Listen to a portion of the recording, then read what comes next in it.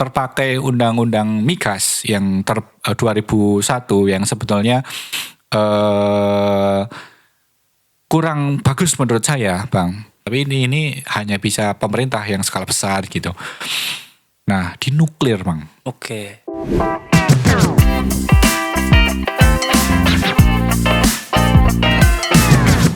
Oke, selamat datang di podcast Wawasan Energi Kita, menggerakkan Indonesia dengan wawasan energi berkelanjutan.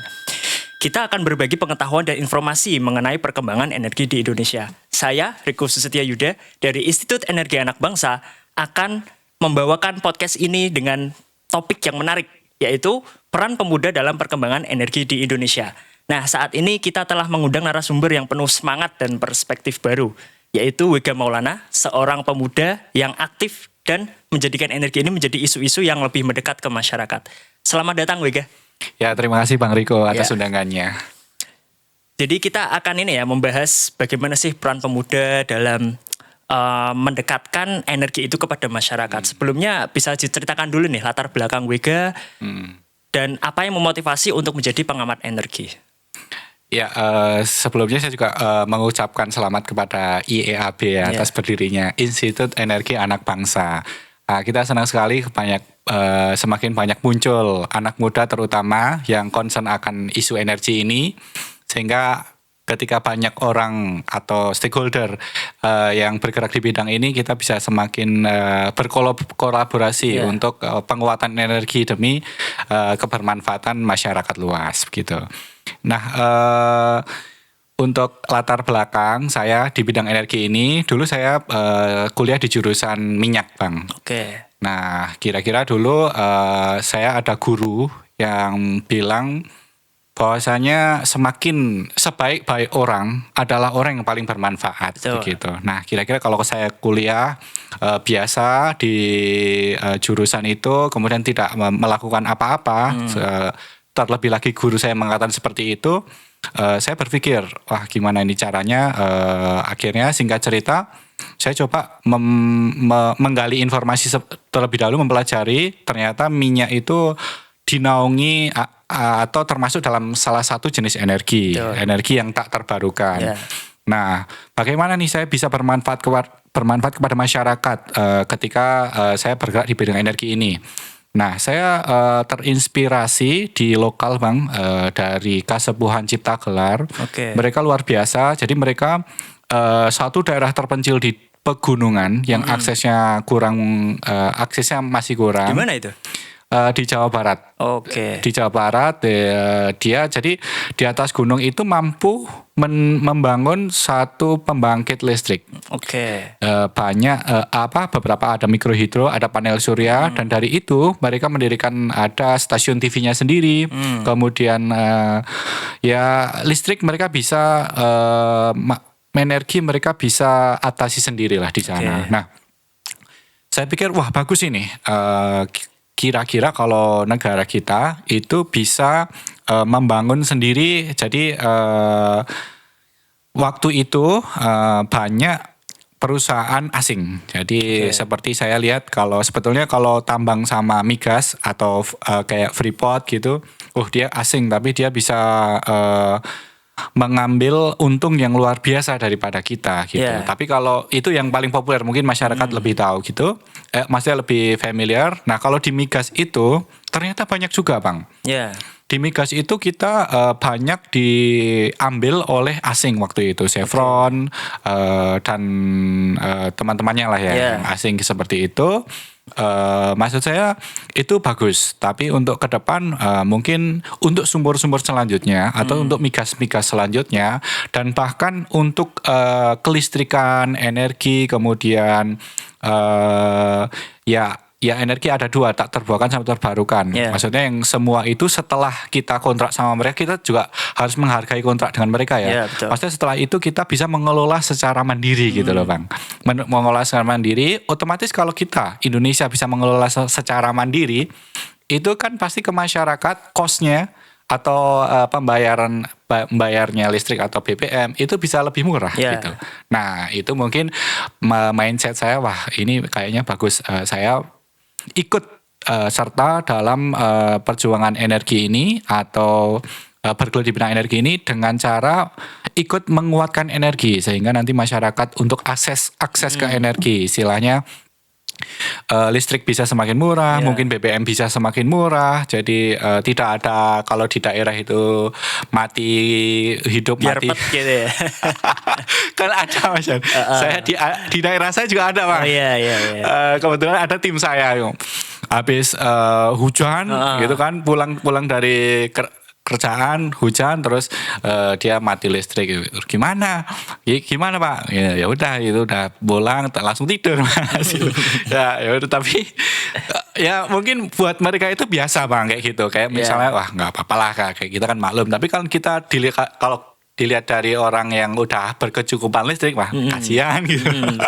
Nah gitu kan, mungkin kita bisa mulai bisa bergelut di bidang sana gitu. Nah akhirnya waktu itu saya dan teman-teman coba mendirikan satu organisasi Dewan Energi Mahasiswa seperti itu dulu. Nah misinya adalah untuk gimana caranya pengelolaan energi bisa mandiri, istilahnya, dan itu 100% gitu loh Bang, orang lokal yang jadi istilahnya itu berdaulat. Jadi kalau kita bisa mengelola energi secara mandiri, mungkin masyarakat lebih bisa akses energi ke masyarakat lebih gampang. Artinya untuk harga mungkin bisa pembayaran akan energi listrik, BBM bisa lebih murah gitu Bang. Misinya itu seperti itu. Kemudian ditambah lagi ada perubahan iklim Bang. Iklim kita semakin panas. Jadi ya gampang aja lah. Kalau misalnya saya dulu di Jogja semakin panas, beda sekali. Masyarakat lokal juga udah banyak, Semarang, di Jakarta apalagi gitu kan. Menurut saya sungguh memprihatinkan iklim seperti itu gitu. Jadi saya sangat setuju jika kebanyakan negara bergerak untuk mengurangi peningkatan suhu seperti itu. Jadi kalau di sektor energi ini mereka berencana untuk mengurangi energi fosil dan dibaurkan atau dicampur, dimix dengan energi yang terbarukan yang ramah lingkungan seperti itu. Jadi itu mungkin dulu latar belakang saya. Jadi dari organisasi itu harapannya pertama sebelum melangkah ke sana kan otomatis maksudnya untuk melangkah realisasi aksinya seperti apa, aksi nyatanya seperti apa, tentu kita tidak bisa bergerak sendiri Bang. Kita mesti membuat satu organ oke lah, organ sudah semuanya bisa stabil, dan kemudian kita juga mesti mesti menggait masyarakat juga gitu. Nah waktu itu saya juga menyampaikan ke teman-teman, ini kalau kita bergerak sendiri di energi ini, kita kayaknya nggak bakalan ini deh. Sedangkan tadi Bang Riko bilang energi ini bukan hanya ke elit gitu. Nah betul. Jadi dengan bersama-sama bareng-bareng kita bergerak di penguatan energi, mungkin charge ya yang paling dekat dengan masyarakat lah. Listrik bisa semakin murah dan menjangkau ke seluruh pelosok penjuru termasuk di daerah terpencil. Kemudian dari kayak bahan bakar itu juga semakin akses mudah. Mungkin juga bahan bakar termasuk penggorengan, untuk bahan bakar penggoreng kayak LPG dan lain-lain seperti itu. Nah kita dari latar belakang itu mungkin coba ikut bersama-sama bergerak di sini. Siapa tahu bisa bermanfaat untuk masyarakat gitu Bang. Tadi Wega sempat itu ya menyinggung tentang Dewan Energi Mahasiswa. Berarti kan mahasiswa gitu ya. Nah, dalam hal ini sebenarnya peran pemuda itu gimana sih? Harus gimana pemuda dalam mewujudkan transisi energi saat ini ya di Indonesia dan meningkatkan kesadaran terhadap masyarakat mengenai isu-isu energi yang sebenarnya nggak hanya di elit politis ya, tapi semua masyarakat tuh harus tahu gitu. Betul. Ya betul sekali Bang Riko. Jadi peran energi itu sangat penting, bahkan baru-baru ini kan maksudnya istilahnya harga BBM kan juga naik ya. Jadi Iya. harga BBM naik itu tuh mempengaruhi segala aspek seperti itu. Segala aspek transportasi naik, angkutan naik, semuanya naik seperti itu. Makanya memang dan nggak cuma bahan bakar, istilahnya listrik juga ikut gitu kan. Dan tadi kayak bahan bakar bahkan kemarin LPG aja udah naik gitu kan Bang. Kalau mungkin itu juga lumayan lah naiknya gitu Betul. untuk masyarakat seperti itu kan. Nah, sedangkan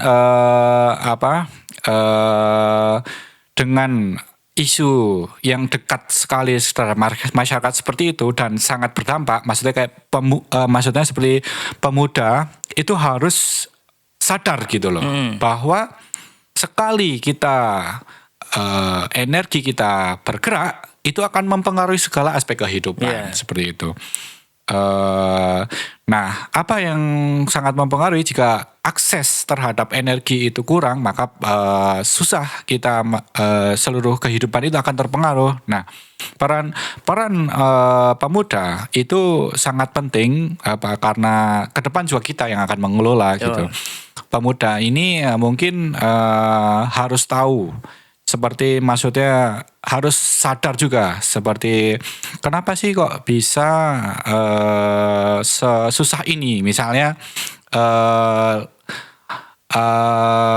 apa ya misalnya ya energi gitulah misalnya kita di minyak gitu minyak itu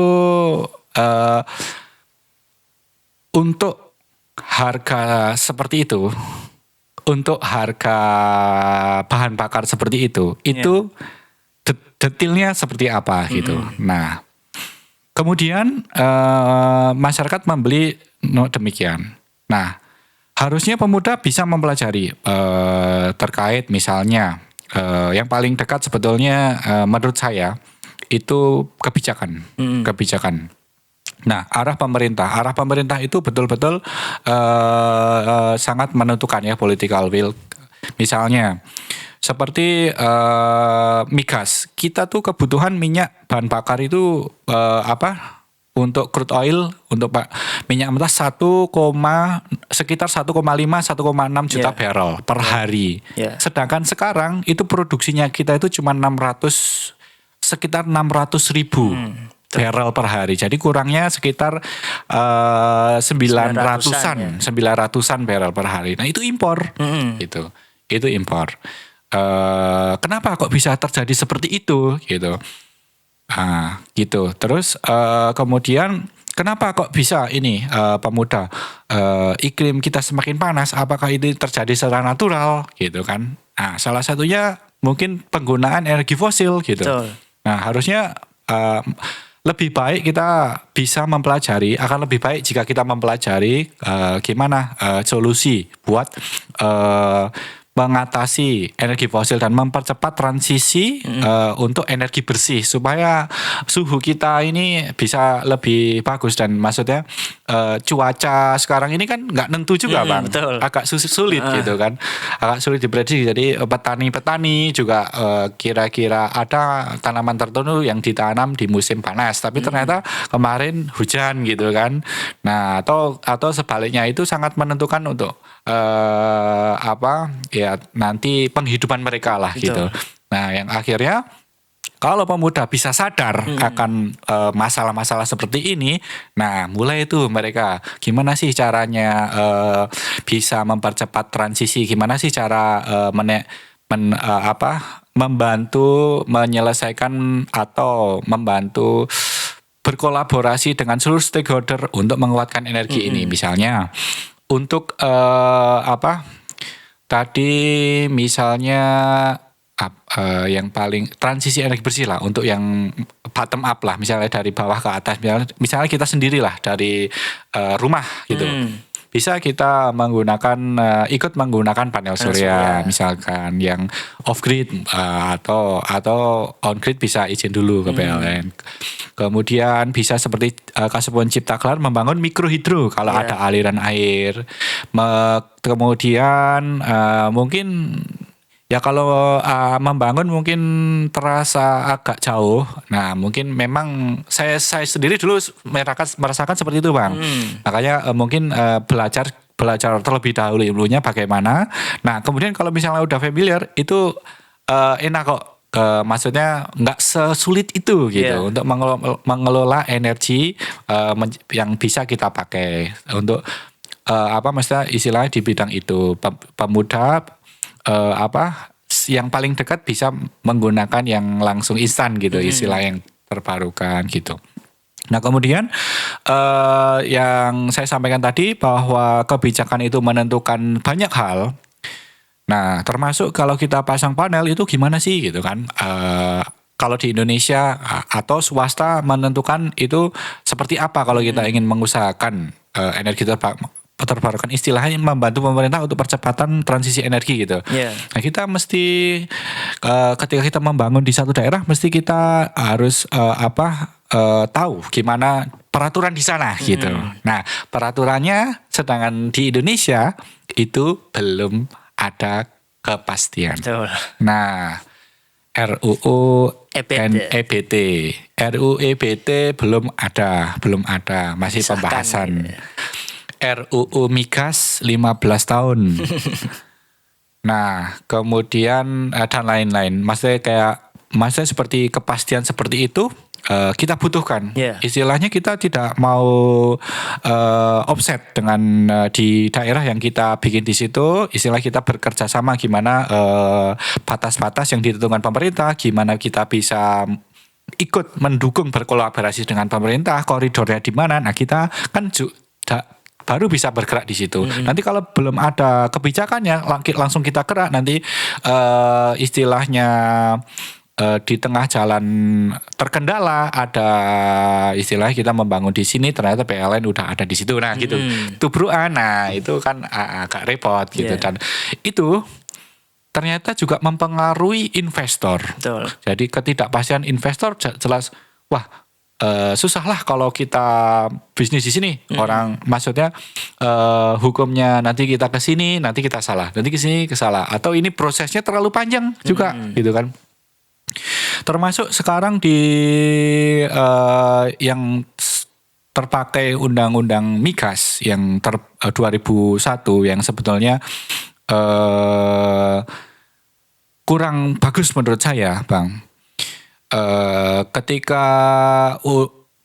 jadi begini, pengelolaan energi yang di sektor migas, kalau di migas ini maaf ya agak kemana-mana, nanti kalau di stop aja. Mengalir aja gitu. Ya kan. Nah nanti kalau di minyak ini jadi sistem pengelolaan di kita itu istilah gini gampang. Ini kan kita bicara ke publik juga. Petronas dengan Malaysia misal. Petronas Malaysia dengan Pertamina gitu.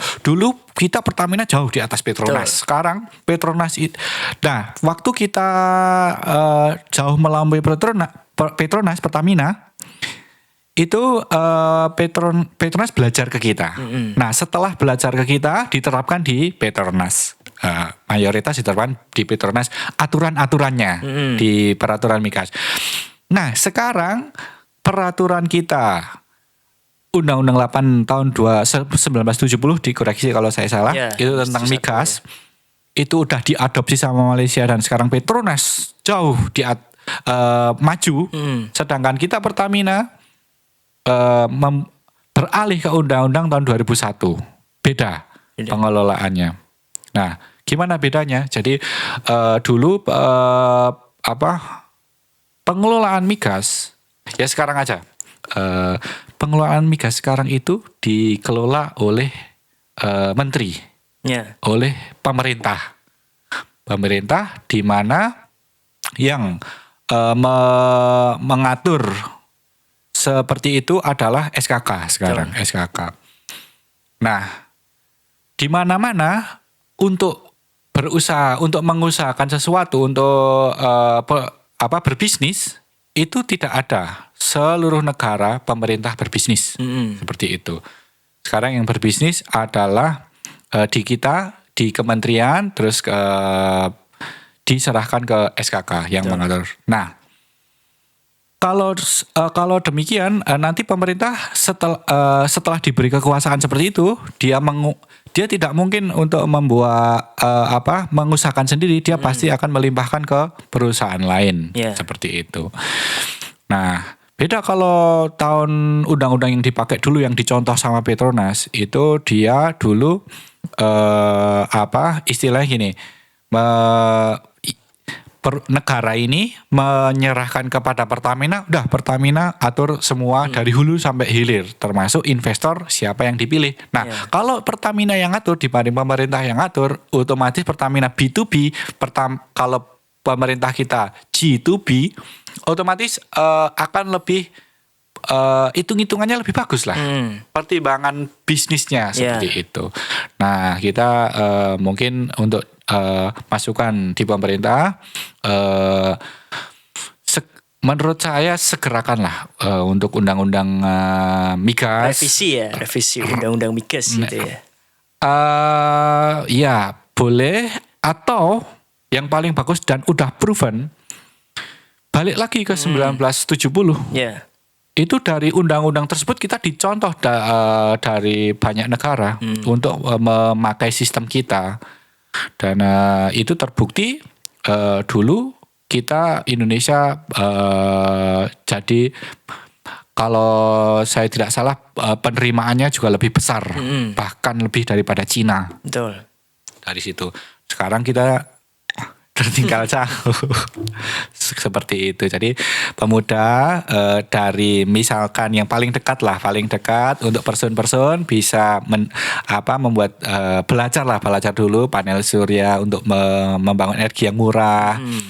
Sehingga dari listrik itu bisa disalurkan ke motor listrik. Atau lebih besarnya kita juga harus harus ikut terlibat juga dengan pemerintah.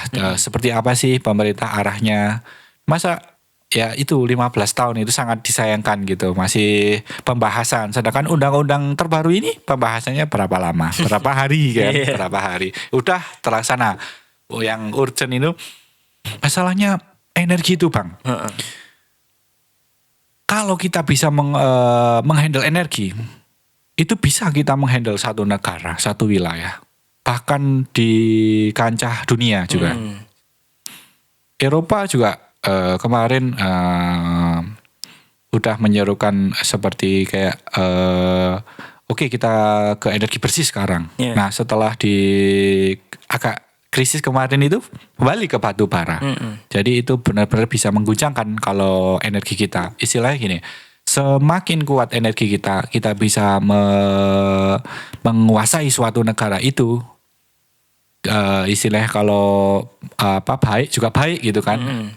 Dan untuk misalnya kita mau tawar-menawar dengan negara lain, itu daya tawar kita juga semakin tinggi, bargaining power kita, gitu, Bang. Ya, dan memang ironisnya tuh ketahanan energi kita tuh hanya belasan hari gitu ya, dibandingkan dengan negara tetangga kita lah, Singapura gitu katakanlah, yang bisa sampai ratusan hari lah. Ini kan Singapura aja nggak punya sumber daya, sedangkan kita tuh banyak gitu lah. Nah, itu menurut Mas Vega tuh gimana sih kayak gitu? Iya, itu cukup cukup mengkhawatirkan menurut saya. Jadi yang saya juga pernah rilis. Jadi ketahanan kita itu dari sumber yang saya dapat itu migas ya. Migas. Jadi gini, simpelnya gini. Ketika kita suatu saat perang, kemudian untuk produksi semuanya stop, kita punya cadangan minyak. Itu cuma bisa disimpan untuk bertahan selama 20-an hari, Bang. 20 hari ya. Nah, Amerika itu 2 tahun minyaknya. 2 tahun lawan 20 hari gitu, Bro. Nah, itu misalnya kita mengandalkan bahan bakar gitu, untuk bahan bakar bensin gitu. Kecuali kalau kita sudah bisa, nah itu. Makanya ada solusi, perlu gitu. Satu energi yang siap dipakai gitu waktu urgent. Nah, sekarang kan juga istilahnya eskalasi, kita khawatir akan eskalasi di Timur Tengah terjadi gitu. Nah, ketika misalnya ya tadi untuk penguatan energi dan daya tawar, kalau kita bisa istilahnya, kalau minyak misalnya kita bisa menyimpan minyak itu lebih banyak, ya kita bisa lebih kuat gitu. Nah, atau kalau tidak baterai. Kita bisa memakai baterai raksasa gitu. Baterai raksasa untuk menyimpan energi yang udah diolah dari alam, disimpan ke baterai itu, dan itu akan digunakan ke kondisi urgent seperti itu gitu. Untuk bahan baku kan kita udah banyak juga di Indonesia kan. Nah, tapi memang itu juga lumayan mahal gitu kan. Nah, ada satu juga Bang untuk alternatif, tapi ini hanya bisa pemerintah yang skala besar gitu. Nah, di nuklir Bang. Oke. Jadi negara-negara maju itu yang saya tadi sharing ke Abang, sekitar Cina itu punya sekitar 52 sampai 55 dan bangun lagi sekitar 20-an pembangkit listrik tenaga nuklir. Ini di media nggak pernah tahu ya padahal ya. Iya. Saya juga baru tahu sekarang loh ini. Ya. Kemudian Amerika itu sekitar 99-an. Oke. Indonesia belum. Indonesia kita sepertinya khawatir memang akan resiko. Memang sudah terjadi beberapa kali kecelakaan ya, tapi itu sekarang itu generasi itu yang kecelakaan itu Chernobyl sama Fukushima ya. Itu generasi, kalau saya tidak salah 2 atau 3, 1, 2, sekarang itu sudah generasi keempat gitu.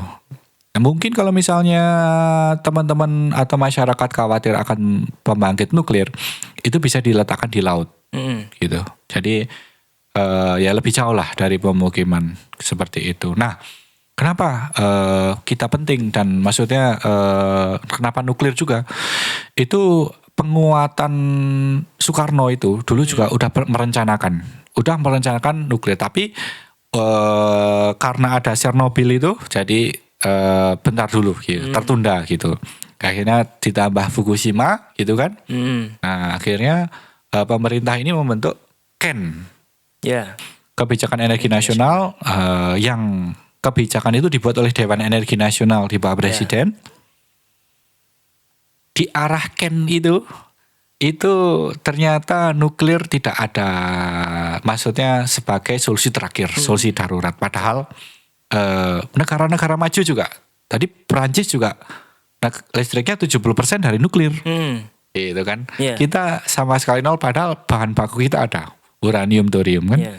Jadi lebih bisa istilahnya kita tersedia selama bisa 24 jam lah. Kalau misalnya energi terbarukan yang lain, angin, surya, maksudnya kan itu kayak bubuk-bubukan lah. Kayak pagi ini ada, malam nggak ada, intermittent lah istilahnya di kita. Intermittent, jadi belum begitu bisa diandalkan. Nah, kalau nuklir ini bisa kuat lah, bisa kuat. Nah, ketika kita bisa punya energi seperti itu, industri-industri yang lain kan bisa kita bangun. Betul. Gitu. Industri terutama kita terdiri dari laut yang sangat banyak. Nah, perikanan bisa dibuat industri gitu. Berarti industri ya industri hasil-hasil perikanan gitu. Oke, kalau sekarang tuh sebenarnya pencapaian pemerintah Indonesia dalam mengelola energi itu sejauh mana sih sekarang ini?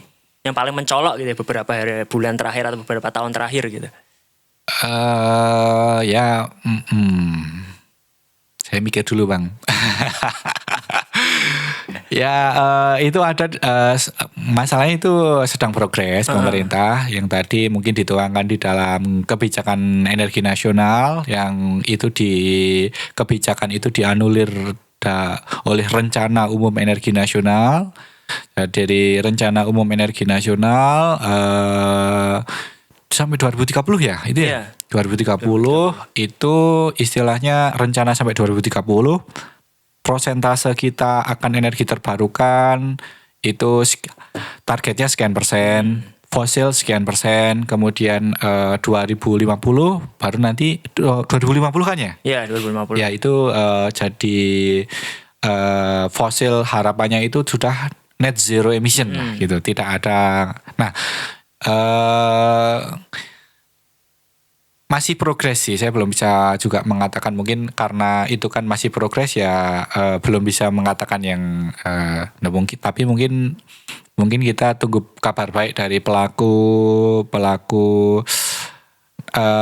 perusahaan nasional kita, seperti mungkin ditemukan cadangan baru, harapannya seperti itu. Tapi kembali lagi ya tadi, kalau sudah ada undang-undangnya itu udah enak gitu, ya betul. pasti gitu kan jalannya seperti apa gitu. Berarti kita harus mendorong itu ya, yang Ya. kemarin dilantik gitu ya. Nah, Tapi iyalah. dorong terus deh berarti ini. Iya, tentu. Ya tadi ya, Mas, kayak eksplorasi sangat disayangkan. Dulu kita anggota OPEC, Betul. sampai 1,7 barrel per day bisa ekspor gitu kan. Sekarang turun sampai 600 karena memang investor semuanya pada lari, pada pergi gitu. Karena mungkin menurut saya ya kepastian hukumnya masih belum ada. Memang gitu. Terus sebenarnya Iya. ya kebijakan sekarang tuh mengarah kemana gitu? Apakah memang ya kita lihatlah sebenarnya kalau untuk Jawa Tengah gitu ya, bukan Jawa Tengah, Jawa ya. Jawa itu kan katakanlah REE-nya tuh atau rasio elektrifikasi di listrik ya di Indonesia itu hampir 100%, tapi ternyata kok PLTU-nya malah lebih banyak dibangun juga kan. Iya. Terakhir tuh yang Python terus Suralaya gitu. Oh iya. Nah itu Ya. ternyata kan malah batu bara tuh masih dipakai gitu loh. Iya. Nah sebenarnya mengarah kemana sih kebijakan kita gitu? Ya kalau di kebijakan mereka udah istilahnya udah ada tertuang di CAN ya, itu ya, di CAN, di istilahnya kebijakan energi nasional. Ya udah, energi kita di 2030 bakalan ada revisi, yaitu masalahnya 23% jadi berapa ya itu ya, diturunkan ya, dan bauran energi terbarukan. Energi terbarukan targetnya dulu saya lupa diturunkan jadi berapa. Dulu maksudnya di 2030 rencana 17% energi Indonesia itu bersumber dari terbarukan. Terus kemudian yang fosil akan diturunkan. Nah, sampai fosil ini ya berusaha mungkin ditekan, kemudian net zero emission, tidak ada efek dampak lingkungan dari pembangkit listrik. Nah, tapi untuk lapangan juga ya bisa masyarakat lihat sendiri gitu kan. Iya. Ya memang itu sih. Ya tantangan terbesarnya kan juga selain, kalau menurut begitu selain investasi apa sih? Sama kebijakan gitu. Tantangan terbesar menurut saya kalau di bidang energi, yang pertama itu terkait person, Bang. Person ya. Istilahnya person baik masyarakat maupun di pemerintah. Oke. Jadi kalau memang kita bertekad untuk mengelola energi dengan baik dan berkelanjutan, berkeadilan gitu, kita bisa insya Allah gitu. Nah, jika masyarakat tekadnya kuat, maksudnya tadi mulailah mempelajari bagaimana sih cara biar listriknya lebih murah gitu. Bagaimana sih caranya biar bisa kalau di masyarakat memang yang listrik saya bilang tadi lebih murah, kayak mikrohidro sebagai komunitas masyarakat bisa gotong royong membangun mikrohidro sehingga listriknya dari sana. Nah, kemudian dari pemerintah sendiri juga sangat menentukan political will ya, will gitu. Seberapa tekadnya mereka, seberapa kuat tekadnya mereka itu ya udah bisa dibaca di kebijakan energi nasional seperti apa. Nah, kalau yang mungkin alternatif yang saya sampaikan tadi, yang nuklir itu mungkin bisa jadi pertimbangan buat pemerintah ke depan, dan terutama presiden terbaru kita harapannya. Jadi kita juga berkaca di negara-negara baru juga negara-negara maju juga udah pada menggunakan nuklir seperti itu, dan sekarang generasi generasi keempat. Ya. Saya dengar itu sudah tidak menggunakan tekanan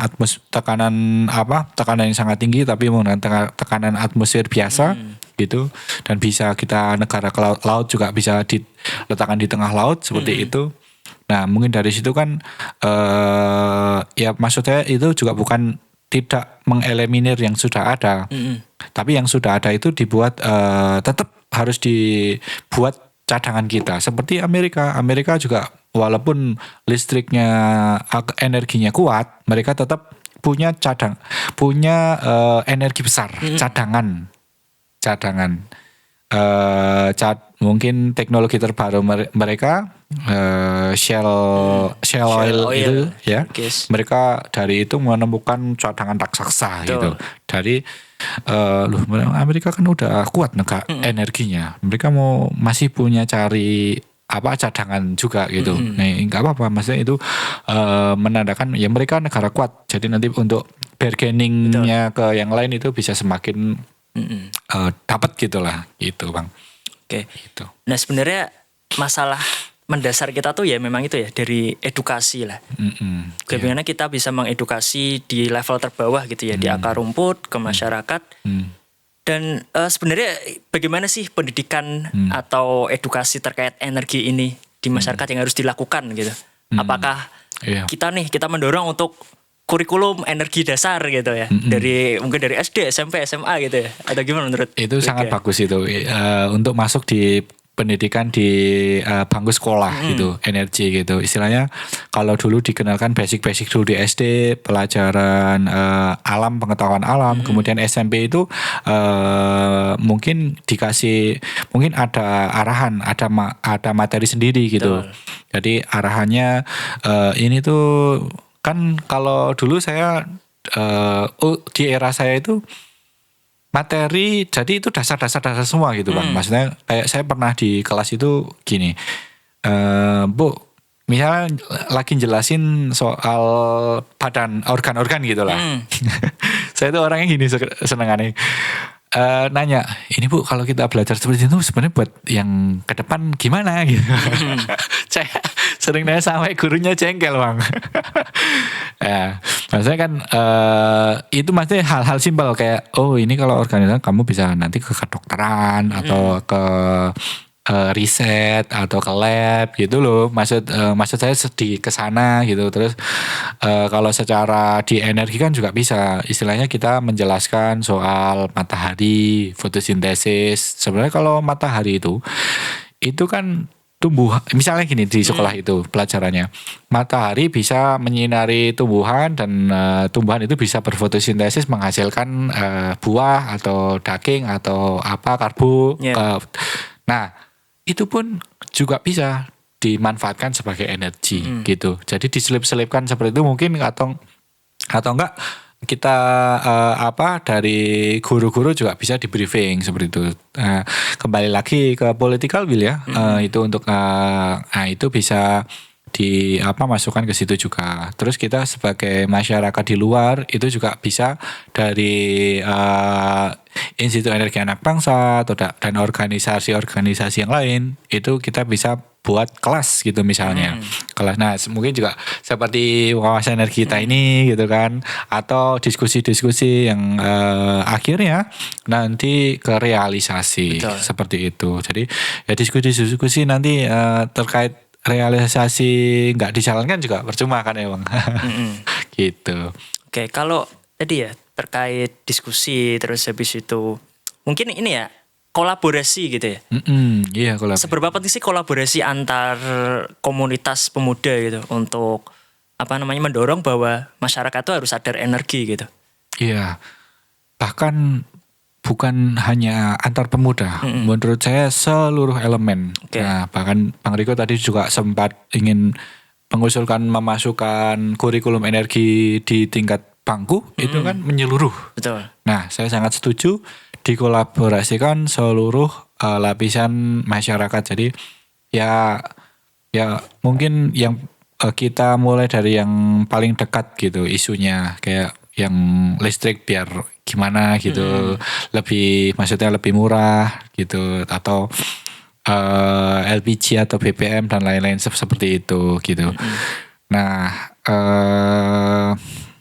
kolaborasi diharapkan sangat penting karena itu ya terkait semuanya. Ini masyarakat ya, maksudnya BBM naik aja semuanya sektor naik, Betul. ya kan? Semuanya sektor naik. Nah ini kalau misalnya istilahnya tidak saling gotong royong masuk ke sini, ya nanti akan repot kita, ketinggalan jauh gitu sama negara-negara lain seperti itu gitu. Ya harus ada maksudnya integrasi ke seluruh stakeholder gitu. Oke. Kalau begitu ada ini nggak, ada apa ya, inspirasi gitu di kota lain atau di luar negeri gitu yang harus dicontoh Indonesia nih sekarang ini gitu. Mungkin tadi Cina. Jadi Cina ya. Cina ya. Amerika gitu. Dia punya nuklir, PLT nuklir. Kemudian negara-negara maju yang lain, Prancis gitu. Dan mencontoh juga negara-negara lain pun untuk bauran energi tadi, itu menurut saya semuanya harus dipakai. Semuanya harus dipakai dan diambil, tapi maksudnya jangan dibiarkan, tapi itu buat cadangan. Ada yang buat cadangan. Jadi ada yang dipakai buat harian, tapi ada juga yang untuk kondisi darurat. Jadi, untuk memperlihatkan kepada dunia bahwa kita itu kuat nih energinya. Jadi daya tawar kita di luar juga semakin kuat gitu. Nah kemudian mungkin juga ya itu tadi sih, tergantung pemerintah tadi sih. Kayak kalau energi garis besar itu seperti apa? Masalahnya payung hukum kita kan energi itu dikuasai oleh negara, Bang. Pasal 33 Undang-Undang Dasar. Negara ini ke sumber daya alam, air, dan semua yang ada di bumi itu dikuasai negara dan dimanfaatkan sebesar-besarnya oleh kemakmuran masyarakat. Kemakmuran rakyat ya. Itu. Jadi menurut saya arah utama itu ada di pemerintah, seperti itu. Nah, ya saya sangat berharap sekali dengan pemerintahan yang baru, Presiden terpilih Pak Prabowo bisa meningkatkan energinya terutama di nuklir ini gitu, supaya kita tidak tertinggal jauh dengan negara-negara yang lain seperti itu gitu. Nah mungkin terkait juga pasti pertanyaannya begini, gimana sih nuklir gitu, apakah mahal gitu, investornya gimana gitu kan, investornya ya mungkin sebaiknya jangan diperumit izinnya gitu. Dipermudah izinnya dan insentif juga, ya juga penting gitu insentif, atau memang kalau sekarang kan juga kondisi keuangan kita kan juga masih perlu ditingkatkan gitu ya. Istilahnya kalau misalnya dibagi ke pembangkit yang baru ini belum juga, tapi saya ingin menyampaikan satu informasi bahwa dulu setelah Perang Dunia Pertama itu Jerman bangkrut. Nah, beberapa tahun yang singkat Jerman mampu saya bukan, tapi disclaimer dulu, saya bukan pro sama, tapi kita mencontoh pengalaman. Beberapa puluh tahun ke depan itu Jerman mampu memulai perang, dari bangkrut mampu memulai. Dari mana itu sumber uangnya gitu. Nah kita mungkin perlu, saya tidak akan sharing di sini seperti apa, mungkin teman-teman juga bisa menggali lebih dalam. Nah mungkin poin saya bisa kita contoh metodenya untuk membangun negeri kita seperti itu. Dan Cina juga sama, berapa puluh tahun yang singkat mereka jadi semaju itu. Dari mana sumbernya dan bagaimana konsepnya, dan era kita ini, saya juga ingin menyampaikan, era kita ini bukan era yang pergerakannya itu lambat. Istilahnya era kita ini pergerakan itu sangat cepat. Jangan sampai masyarakat dan pemerintah itu stuck di satu konsep seperti itu, stuck di satu sistem gitu. Kalau misalnya ada ide yang istilahnya di luar itu jangan langsung ditolak, tapi silakan, maksudnya lebih baik dikaji dulu gitu.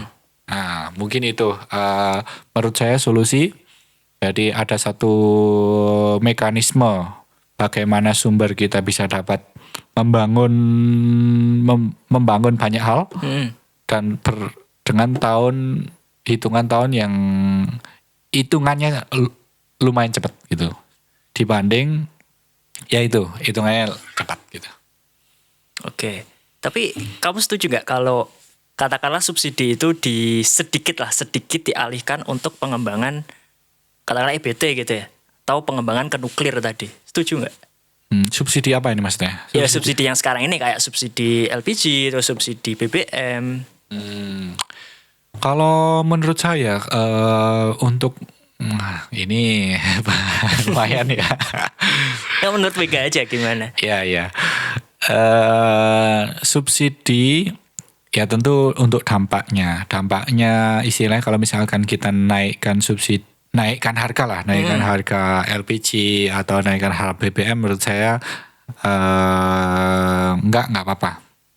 Jadi jangan mengambil, menurut saya untuk solusi itu kalau apalagi dialokasikan ke EBT yang intermittent, yang maksudnya belum bisa kita andalkan, kayak matahari siang saja, malamnya tidak ada matahari, atau angin cuman maksudnya nggak stuck konstan gitu ya.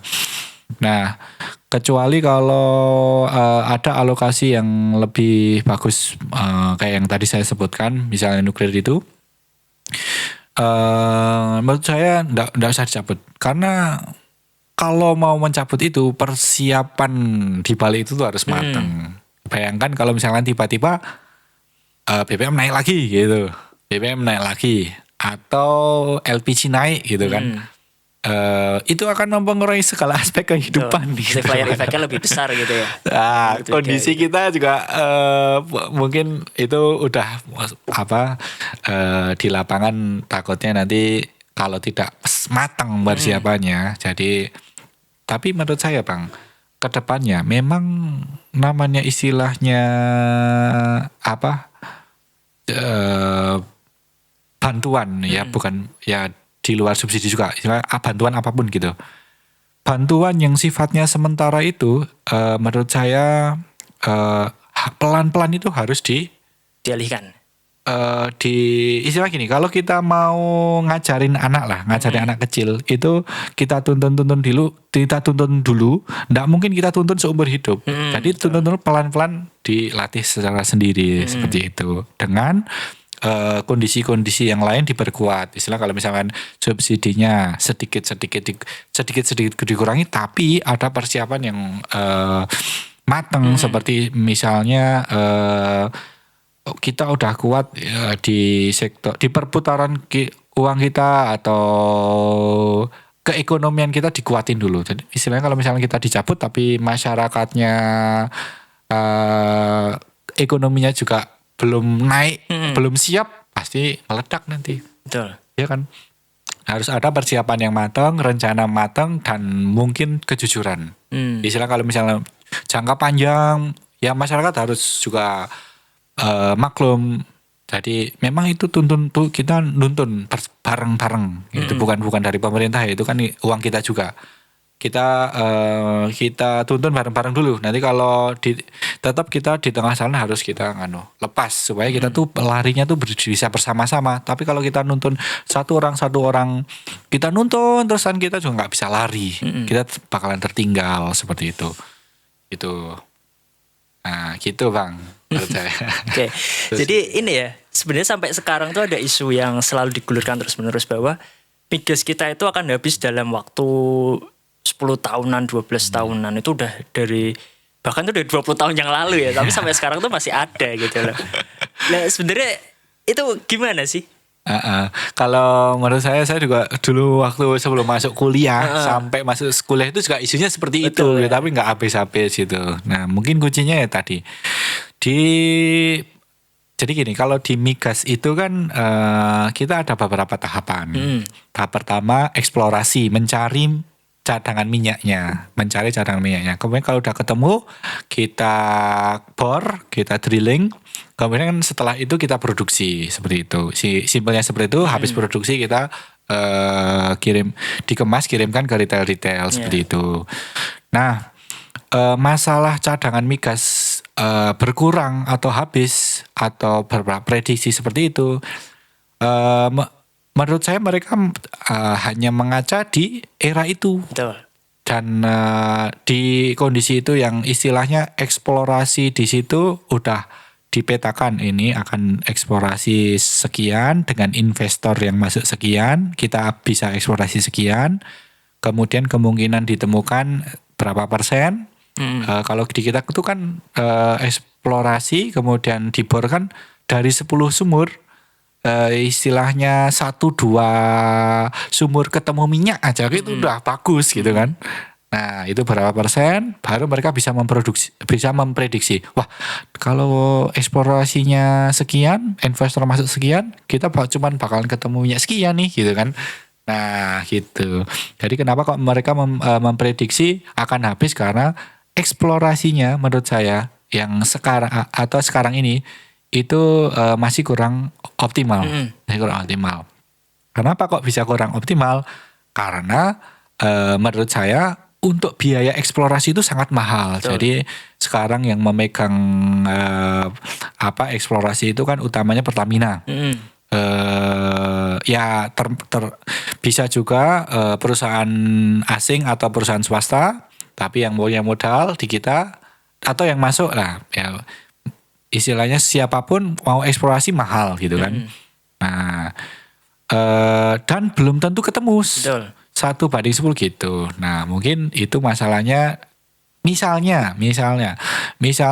ada kepastian hukum, undang-undang migas tadi, kemudian investor tertarik masuk lagi seperti memakai undang-undang 1970, itu mungkin bisa investor akan lebih tertarik dan eksplorasinya akan lebih besar, sehingga prediksi-prediksi yang diprediksikan oleh orang itu bisa lebih meningkat gitu. Iya, tapi memang ini ya, kita tuh isu yang sangat menggerus APBN itu memang subsidi, bukan subsidi sih, lebih ke impor ya. Dari impor itu kan, impor 900 ya sekarang, 900 ribu barel per hari. Itu aja kalau dirupiahkan itu berapa triliun kan per harinya ya. Kali 1 tahun tuh berapa sendiri. Nah itu sebenarnya kan kalau saya melihat tuh gimana ya, dunia tuh sekarang kan melihat Indonesia tuh batu baranya banyak gitu ya. Bahkan kalau dikalkulasikan ya sekitar cadangannya itu 600 miliar ton kalau nggak salah waktu itu. Nah kenapa kok kita nggak ini ya, dulu kan pernah ada ini ya, gas, pernah dengar isu gas yang bakal dipakai di itu kan, di mobil-mobil gitu kan. Tapi sampai sekarang tenggelam. Padahal kan sebenarnya juga bisa menjadi alternatif gitu loh. Ketika BBM itu sangat sangat membebani negara. Terus ada gas yang bisa melengkapi. Ya sebenarnya ini tuh kita harus juga mendorong riset gitu loh. Riset bagaimana kita bisa mengubah batu bara itu digasifikasi, terus dilikuifaksi untuk menjadi bahan bakar yang juga bisa digunakan untuk transportasi gitu loh. Ya walaupun memang pasti ada ini ya, ada tekanan dari luar bahwa Paris Agreement ya, kita kan sudah masuk ke Paris Agreement, bahwa pengurangan emisi itu juga harus ditekan. Nah itu menurut WG itu gimana sih? Iya, untuk solusi itu kalau menurut saya soal teknis ya, soal teknis itu sepertinya kita udah dapat semua. Menurut saya kayak kalau istilahnya kita pun orang lokal sendiri mengolah itu sendiri pun istilahnya juga bisa tanpa mengundang ahli luar seperti itu. Nah, tinggal bagaimana benar-benar kalau secara energi memang aturannya negara yang berkuasa, ya political will-nya itu mau kemana pemerintah. Kalau memang pemerintah mau di bidang energi, insya Allah bisa tatapan gitu. Misalnya kalau tadi untuk mengganti gas itu kalau memang sungguh-sungguh juga bisa gitu. kuncinya menurut saya semua di pemerintah, di political will, tapi untuk teknis-teknis ya kita proven lah, kita proven. Dulu waktu Pertamina megang memegang berdasarkan Undang-Undang 1970 yang dulu, kita kan jaya. Pemerintah Pertamina perusahaannya negara, jadi pemerintah menunjuk perusahaan negara untuk mengolah semua di bidang di bidang migas gitu. Ketika semua yang dikelola, semua sektor yang mengelola satu perusahaan bukan pemerintah, ini bagus kontrak-kontraknya, teknisnya. Kita juga orang Pertamina juga masuk loh Bang di luar negeri. Ada Pertamina Internasional ya, di Sonatrach. Kok di Sonatrach? Di Alger. Kita ada lapangan di Alger. Di luar itu ada, kita udah kompeten gitu.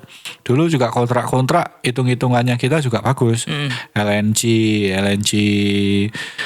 Arun, Badak itu kontrak yang didapatkan itu juga mengikuti ekonominya, mengikuti pasar. Dan bagus berkembang. Sedangkan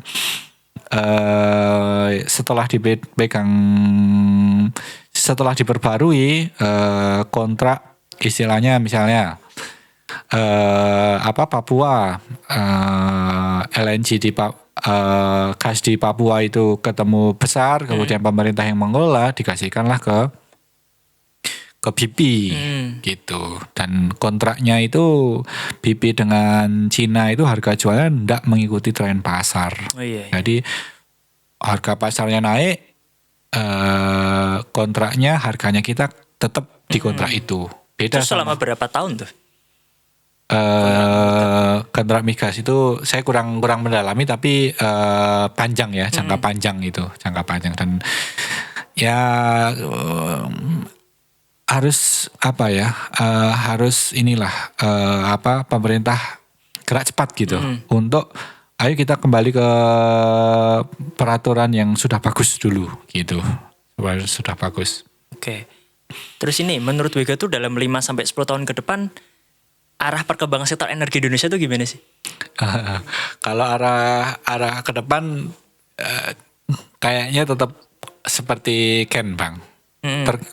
Ya tadi, kecuali pemerintahan Prabowo, pemerintah Pak Prabowo bisa ada pandangan baru terkait kebijakan ini, karena kan yang membuat ini kan yang di bawah presiden. Kebijakan akan seperti apa gitu.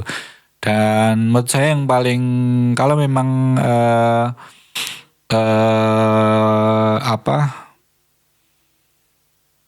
ingin Indonesia itu kuat, mungkin bisa mempertimbangkan nuklir Pak Prabowo, seperti negara-negara maju yang sudah ada seperti itu. Oke. Jadi kalau sampai pakai nuklir kan kayaknya sekarang tuh mendorong banget lah ke konversi ke kendaraan listrik gitu. Nah kira-kira apakah nuklir itu juga akan bisa nih mensupport kayak listriknya gitu ya, kendaraan listrik yang nanti juga akan lebih masif gitu kan? Ya memang untuk transformasi sebesar itu memang perlu jangka waktu yang sangat panjang. Cuman menurut saya kalau memang memakai energi yang hitung-hitungannya sekarang generasi 4 udah bagus dan bisa menyaingi, saya pikir untuk jauh ke depan dan kita bisa edukasinya secara masif, pemerintah kolaborasi dengan semua pihak, masyarakat bisa sadar, mungkin bisa kok ada grand plan gitu. Dan dulu memang sudah Soekarno ingin membangun nuklir dulu, ada plan seperti itu gitu. Nah untuk ya memang untuk transformasi yang besar itu membutuhkan satu gebrakan ya, dan untuk ada pimpinan yang sangat kuat gitu ya, yang dia bisa menginisiasi itu gitu. Nah tapi saya yakin tetap bisa, saya tetap optimis seperti itu. Nah demi penguatan energi nasional ya yang berkelanjutan seperti itu. Oke, mungkin ada pesan gitu kayak apa sih tindakan kecil yang bisa dilakukan oleh masing-masing individu dalam membantu atau mendukung pengelolaan energi yang berkelanjutan? Ya, yang pertama mungkin untuk bisa mendalami terlebih dulu karena memang energi ini betul disampaikan oleh Bang Riko perlu pendalaman yang khusus gitu, bukan seperti bola gampang dilihat langsung Ditiru ya. ya solusi, dan maksudnya itu sudah familiar sekali di masyarakat, tapi energi ini kan masih belum begitu familiar ke masyarakat seperti itu. Ketika sudah mungkin tahu energi terbarukan, tak terbarukan, apa dampak positif negatifnya, misalnya tak terbarukan dia banyak dampak lingkungan, dan kita itu mau kita masuk ke sana juga masyarakat awam sulit untuk kita, maksudnya untuk berbisnis itu kan negara memang peraturannya. Nah, untuk di kita mungkin ya tadi bisa panel surya atau mencoba secara bersama-sama mikrohidro gitu kan untuk mendorong. Kemudian setelah itu setelah mereka praktek secara langsung, nah kita mungkin bisa membantu aktif ke terkait arah gerak kita juga, karena arah gerak maksudnya di dalam hal ini pemerintah, karena memang penentuan energi itu ada di pemerintah. Kayak di pasal, emang aturan kita dari awal berdiri negara kita memang memang pemerintah yang mengelak untuk kemakmuran masyarakat gitu. Nah, ya mungkin itu ya, dan mungkin juga bisa bergabung ke komunitas terdekat soal energi itu gitu. Lebih aktif dan lebih untuk mendalami tentang energi seperti itu, Bang. Oke. Ya, energi. Oke. Pesan terakhir deh sebelum kita akhiri ya untuk podcast kali ini. Untuk pemuda bagaimana, apalagi kan ini itu ya bulan Sumpah Pemuda ya. Oh iya, ya Oktober kan? Ya. Bagaimana pemuda itu harus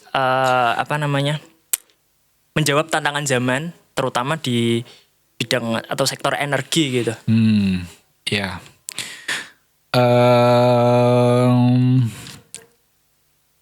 Apapun itu tetap berusaha dengan maksimal. Tantangannya di sini memang tidak semudah yang kita bayangkan, tapi memang sulit, tapi yakin saja pasti semuanya bisa tercapai asalkan kita mempunyai niat untuk kebermanfaatan gitu. Oke, mantap. Baik, terima kasih Mas Bega atas wawasan dan perspektifnya. Siap, Bang Riko. Terkait energi ini yang sangat berharga, dan semoga ini bisa memberikan motivasi ya, dan amin. informasi yang bermanfaat bagi sobat-sobat energi kita dimanapun kita berada. Dan semoga ini menjadi sebuah wasilah juga ya untuk Mas Bega, dan mencerahkan juga untuk masyarakat. Dan sampai jumpa di podcast Wawasan Energi kita selanjutnya yang akan membahas hal-hal yang lebih menarik lagi terkait energi. Bye. Ya.